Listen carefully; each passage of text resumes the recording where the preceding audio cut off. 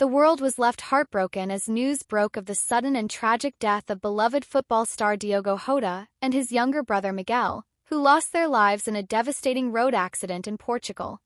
What began as a quiet summer day quickly turned into one of the darkest moments in football history. Tributes poured in from every corner of the globe, but none touched the world quite like the deeply moving message from King Charles III and the royal family. In an unprecedented gesture of compassion and humanity, the king released a heartfelt letter addressed directly to the grieving Jota family. In the letter, which was translated into both English and Portuguese, King Charles expressed profound sorrow, writing that the pain of losing a son is unbearable, but losing two at once is beyond comprehension. He described Jota as a unifying figure who brought people together with grace, humility, and extraordinary talent. The message concluded with the simple yet powerful words, "The crown mourns with Portugal." This emotional tribute stunned the world, and it was followed by a private visit by Prince William and Princess Catherine to a local memorial site where flowers, candles, and football memorabilia had been laid by devastated fans. William, clearly shaken, laid a Liverpool scarf and paused in silence before whispering a personal tribute to Jota and Miguel, calling them true warriors of the game. Catherine was seen comforting children in tears, and her own emotion was evident as she told them that Jota had inspired her own children, especially young Prince George. As the shock rippled through both nations, the royal family requested a minute of silence at all UK football matches that weekend, a request that was embraced with overwhelming support. Stadiums across the country fell silent, with players and fans standing united in mourning.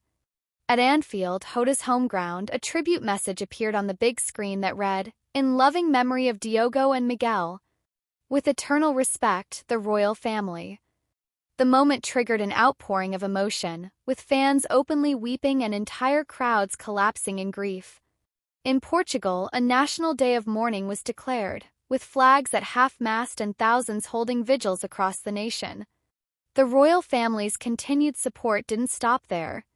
Queen Camilla, visibly emotional, joined a special service at Westminster Abbey, where British and Portuguese communities came together to light candles, pray, and remember the lives of the two brothers taken too soon.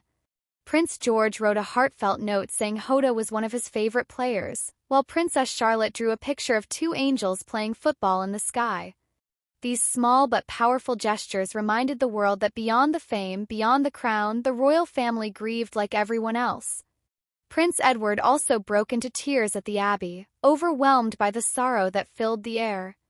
The service ended with a royal commitment to launch a special scholarship in Diogo and Miguel's memory, one that would support young athletes from underprivileged backgrounds in both Portugal and the UK, ensuring that their legacy lives on through future generations.